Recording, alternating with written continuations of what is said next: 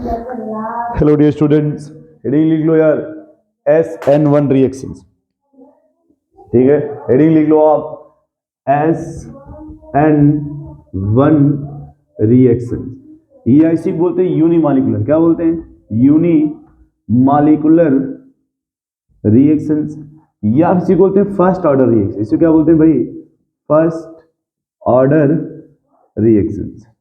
ठीक है, अब देखो ये जो SN1 होता है ना, ये थोड़ा उल्टा सोचना यार। ये 1 लिखा है ना, बोलो इसका मतलब देखो, समझना यार। ये जब भी अगर बात है ना रेट का, किसकी बात की जाए? रेट का, तो वो डायरेक्टली प्रोपोर्शनल था एल्काइल हैलाइड, किसके? एल्काइल हैलाइड के। अगर हम लिख दें न्यूक्लियोफाइल, क्या लिख दें? तो उसका 0 हो जाएगा। जो SN1 का रेट होता है वो सिर्फ इस पे डिपेंड करता है, इस पे डिपेंड नहीं करता। वो चाहे कोई भी न्यूक्लियोफाइल हो, उस न्यूक्लियोफाइल पर डिपेंड नहीं करता। कौन? SN1 सिर्फ और सिर्फ किस पे डिपेंड करता है? एल्काइल हैलाइड पे। मैंने कहा जब कभी ये पूछा जाए ये रिएक्शंस कितने स्टेप में होगा, इसका उल्टा कर दे। जब से ये पूछा जाए कि जो SN1 कितने स्टेप में होगा, 1 का उल्टा कर दे। लिख लेना, this reactions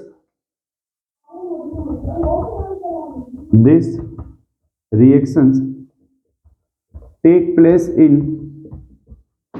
2 step, take place in 2 step।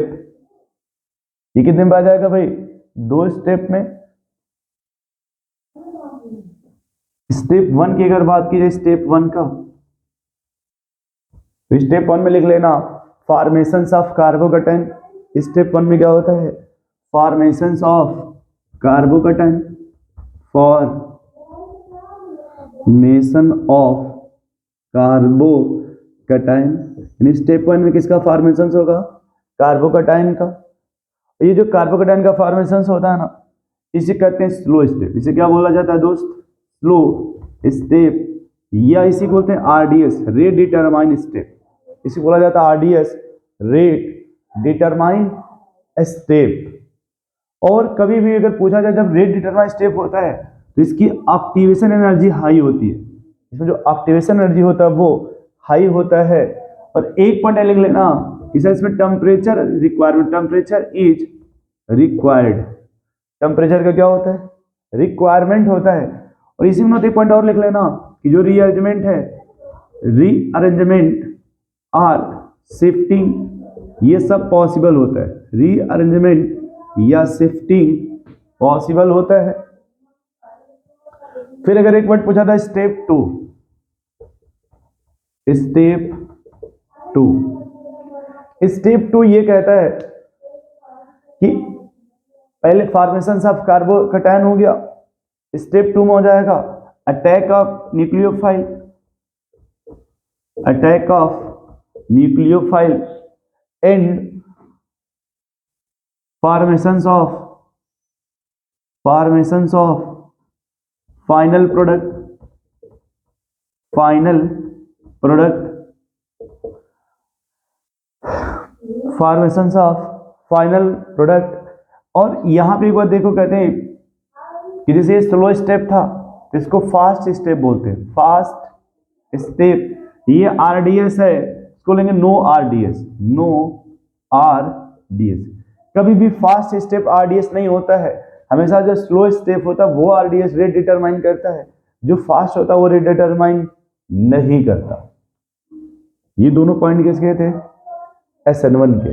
SN1 कितने स्टेप में होता है? 2 स्टेप में। Step 1, step 2। स्टेप 1 में क्या होता है? फॉर्मेशन ऑफ कार्बोकैटायन, इसी क्या बोलते हैं? स्लो स्टेप, या फिर क्या बोलते हैं? RDS, rate determine step. यहाँ पे एक्टिवेशन एनर्जी क्या होगा? हाई। यहाँ पे टेम्परेचर क्या होता है? रिक्वायरमेंट होता है। रीअरेंजमेंट या शिफ्टिंग में भी अगर पॉसिबल होगा तो रीअरेंजमेंट कर दिया जाएगा, नहीं पॉसिबल हो तो रीअरेंजमेंट नहीं होगा। स्टेप 2 में आता है attack of nucleophile, attack of nucleophile and formation of final product, formation of final product. अब देखो इसमें ये जो सेकेंड स्टेप होता है उसको फास्ट स्टेप बोलते हैं, नो RDS, इसमें कोई भी रेट डिटरमाइन स्टेप नहीं होता। ठीक है, अब लिखना इसमें, लिख लो भाई, this reaction is favoured by, this reaction is favoured by पहला, लिख लेना न्यूट्रल न्यूक्लियोफाइल, या उसी बोलते हैं weak nucleophile. This reaction is favoured by, इसका पहला पॉइंट होता है weak nucleophile oblique neutral nucleophile, neutral nucleophile, weak nucleophile, या इसी को क्या बोला जाता है दोस्त, न्यूट्रल न्यूक्लियोफाइल, है ना। तो जब भी आप सोचा जाए कि ये जो SN1 होता है उसमें न्यूक्लियोफाइल कैसा होता है, तो कहते हैं ना वीक न्यूक्लियोफाइल होता है या फिर न्यूट्रल। वीक कौन होते हैं, जिसमें ऑक्सीजन डोनर होता है, वो सब के सब वीक न्यूक्लियोफाइल होते हैं, ठीक है। ये देखो सब में जो लोन पे डोनर है वो ऑक्सीजन है ना, तो जहां भी लोन पे डोनर ऑक्सीजन होता है वो वीक न्यूक्लियोफाइल होता है ना। इसी से थोड़ा सा 19-20 जो का मामला चलता है वो अमीन में, किसमें चलता है, अमीन में।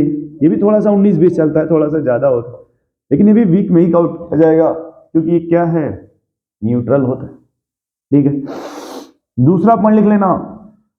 अब देखो मैंने एक पॉइंट यहाँ मेंशन कर दिया ना कि टेम्परेचर रिक्वायरमेंट, रीअरेंजमेंट या शिफ्टिंग, है ना।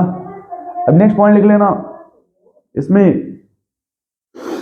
Low concentration of nucleophile, low concentration of nucleophile, या ये भी कह सकते हैं यार यहाँ पे न्यूक्लियोफाइल का कोई बहुत रिक्वायरमेंट नहीं होता है, ठीक है।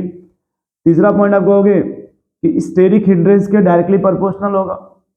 जो रेट ऑफ SN1 होता है ना, रेट ऑफ SN1, वो स्टेरिक रेट नहीं कह सकते हो, हाँ ये कह सकते हो कि स्टेरिक हिंड्रेंस के डायरेक्टली प्रोपोर्शनल होगा, स्टेरिक हिंड्रेंस के डायरेक्टली प्रोपोर्शनल होता है, ठीक है।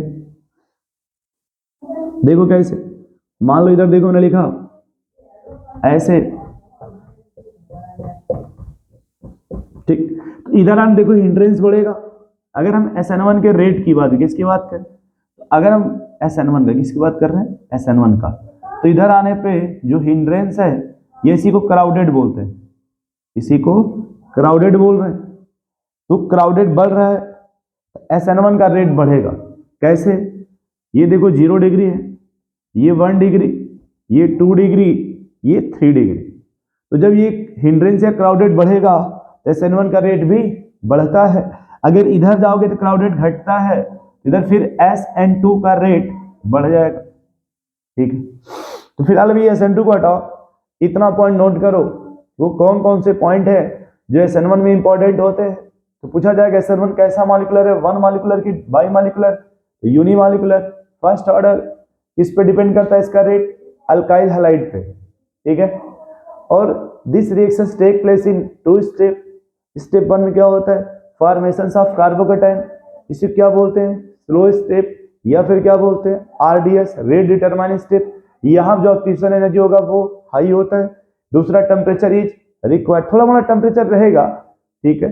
रीअरेंजमेंट या शिफ्टिंग देख के बताया जाएगा, अगर पॉसिबल हो तो शिफ्टिंग किया जाएगा, नहीं है तो नहीं किया जाएगा। स्टेप 2 में क्या होता है, attack of nucleophile in formation of final product. ये जो सेकंड स्टेप हो क्या होता है, फास्ट स्टेप, या फिर इसको क्या बोलते हैं भाई, नो RDS, नो RDS। कह रहे this reaction is favoured by, पहला वीक न्यूक्लियोफाइल, न्यूक्लियोफाइल कैसा होना चाहिए, वीक, या फिर न्यूट्रल न्यूक्लियोफाइल। ये देखिए वीक न्यूक्लियोफाइल है, या कहते हैं लो कंसंट्रेशन ऑफ न्यूक्लियोफाइल। ये जो रेट ऑफ SN1 होता है वो स्टेरिक हिंड्रेंस के डायरेक्टली प्रोपोर्शनल होता है। तो इधर आने देखो हिंड्रेंस बढ़ रहा है ना, तो SN1 का रेट बढ़ेगा, उधर हिंड्रेंस कम हो रहा है ना, तो SN2 का ऑर्डर बढ़ेगा। नोट कर लो आप लोग, ये एकदम अच्छे से लिखो कि सुंदर कॉपी में लिखो।